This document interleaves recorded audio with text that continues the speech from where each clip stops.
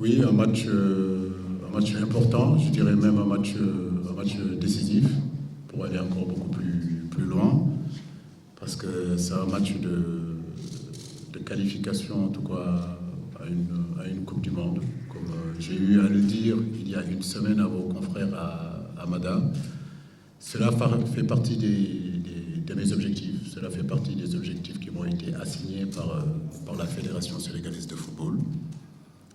Les Sénégalais sont nostalgiques de cette Coupe du Monde. Bon, comme je l'expliquais tout à l'heure aux garçons, moi j'ai eu la chance de jouer une Coupe du Monde. Voilà, donc pour moi c'est très très très important pour un joueur. Mais pour pouvoir avoir cette opportunité-là, il faut valider notre ticket demain. Donc ce fut un match très difficile au match aller, mais bon, je pense qu'ici, au match retour, mes garçons sont quand même assez costauds, assez forts. L'expérience est là, la qualité est là. Ça ne sera pas un match facile, mais en tout cas, on a espoir et on est animé vraiment d'une grande confiance. Concernant Aladji Diouf, comme vous le savez, depuis que je suis arrivé à la tête de cette sélection, il n'y a pas eu qu'Aladji Diouf. Il y a eu Khalilou Fadiga qui est passé, il y a eu Henri Camara qui est passé. Aujourd'hui, c'est Aladji Diouf, donc 2 fois Ballon d'Or africain, qui vient pour justement encourager ses jeunes frères, les appuyer et puis leur tenir vraiment un bon discours, leur faire partager aussi de son expérience, de son vécu en équipe nationale.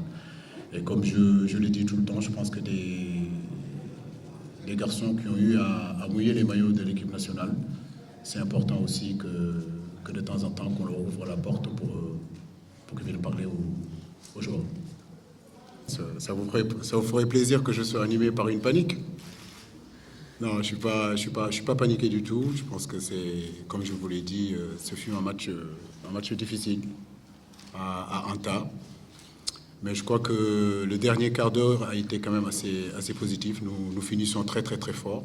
Les garçons ont eu vraiment le mental nécessaire. Ils sont allés puiser au plus profond d'eux pour revenir en tout cas dans ce match-là.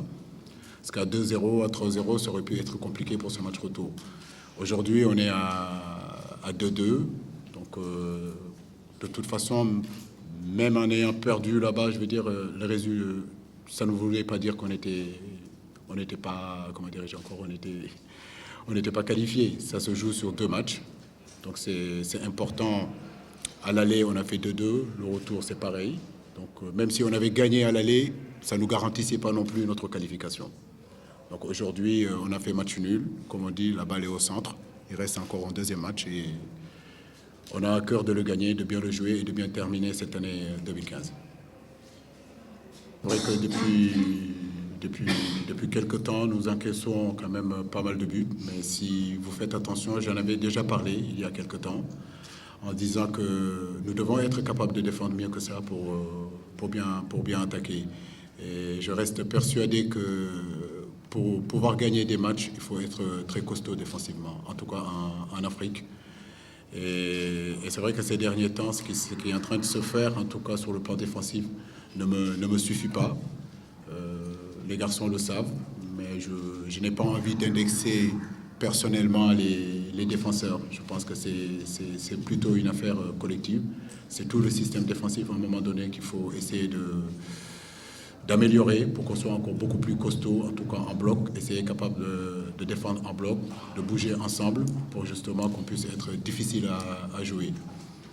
Et je sais aussi qu'en Afrique, pour pouvoir faire une bonne compétition, que ce soit en Coupe d'Afrique ou bien les éliminatoires de la Coupe du Monde, il est impératif d'arrêter de prendre des buts, je dirais même gag, parce qu'il y a certains de ces buts-là, je pense qu'on peut vraiment les éviter.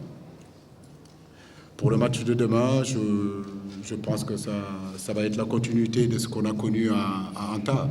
Malgré leur petite taille, c'est une équipe quand même qui dégage de l'impact. C'est une équipe qui est très athlétique, qui joue comme il faut jouer en Afrique. Ils ont l'habitude de jouer sur des terrains, ils ont l'habitude de mettre des rythmes. Ils ont leur qualité, ils croient en leur qualité. Ils vont jouer avec leur identité. Donc ça va être pour moi le jeu long. Il va falloir être costaud sur ce premier ballon. Il va falloir récupérer les ballons aussi sur ce deuxième-là partir de là, je pense que ces défis physiques qui vont nous imposer, si on arrive à répondre de ces défis physiques, on arrivera à contrôler le game. Maintenant, le match aller, ça n'a pas été le cas. Je pense qu'on a été bougé, les garçons le savent. Et demain, j'attends une autre réaction de la part de mes joueurs. Oui, c'est possible. Comme je le dis, il s'agit d'une équipe nationale. Aujourd'hui, rien n'est figé. Effectivement, mon prédécesseur avait l'habitude de jouer à 3. C'est pas dit que dans le futur, j'y penserai pas. Mais pour l'instant, j'ai envie de jouer à 4.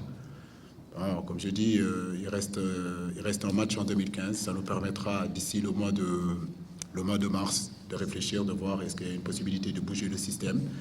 Au-delà des 3 défenseurs, je pense que c'est surtout le problème aujourd'hui de cette équipe nationale. Je crois que c'est surtout au niveau des couloirs. On le sait, tout le monde en parle. Au niveau des excentrés, il nous faut peut-être, faudra un peu plus d'excentrés. Je le dis, je le répète, mon prédécesseur l'a dit. Je pense qu'il nous manque des ailiers capables de déborder, capables de centrer, capables de mettre du volume dans ce système à 4. Et je pense que c'était la raison pour laquelle mon prédécesseur est passé à 3. Mais ce n'est pas une histoire, à mon avis, de défense à 4 ou défense de... Voilà quoi. Donc je pense qu'il s'est adapté. Bon, je pense que nous aussi, on n'est pas fermé en tout cas à ça.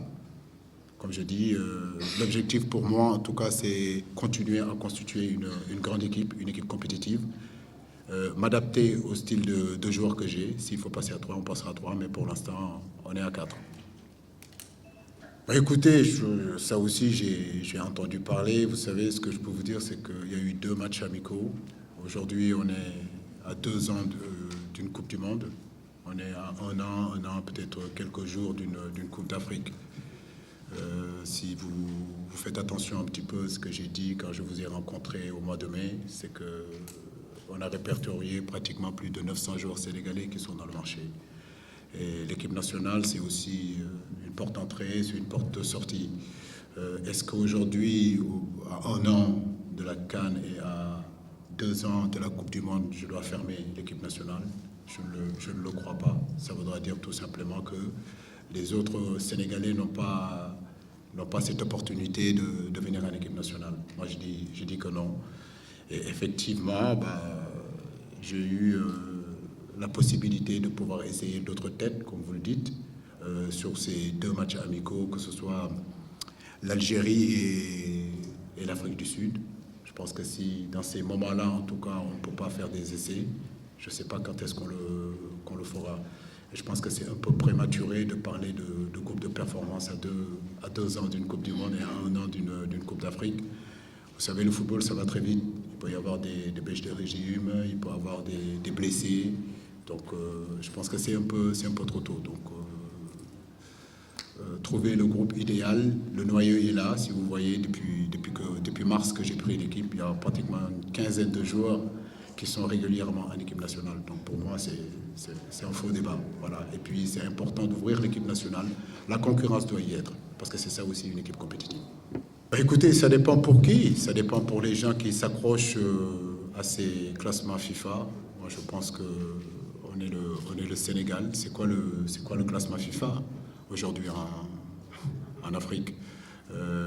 Comme je l'ai dit, contre l'Algérie, c'était important de jouer les gros d'Afrique. Pour moi, il vaut mieux jouer contre l'Algérie, il vaut mieux jouer contre le Cameroun, contre la Côte d'Ivoire. C'est là qu'on saura vraiment quel est le niveau du Sénégal.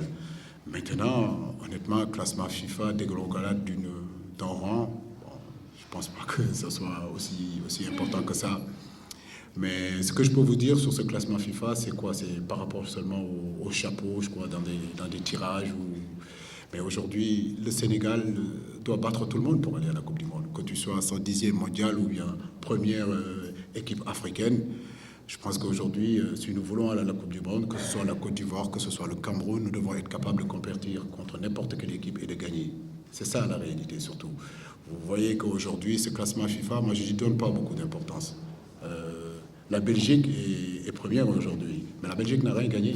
Donc pour moi, ça dépend des gens qui donnent de l'importance. On voit que des équipes comme la Tanzanie tient tête quand même à notre vice-champion d'Afrique. Voilà, le Madagascar tient tête aussi au Sénégal. Donc vous voyez qu'il n'y a plus de petites équipes. Le classement n'a pas d'importance. Toutes les équipes se préparent correctement. Et je peux vous dire que pour sortir en tout cas de ces guet-apens-là, c'est pas facile.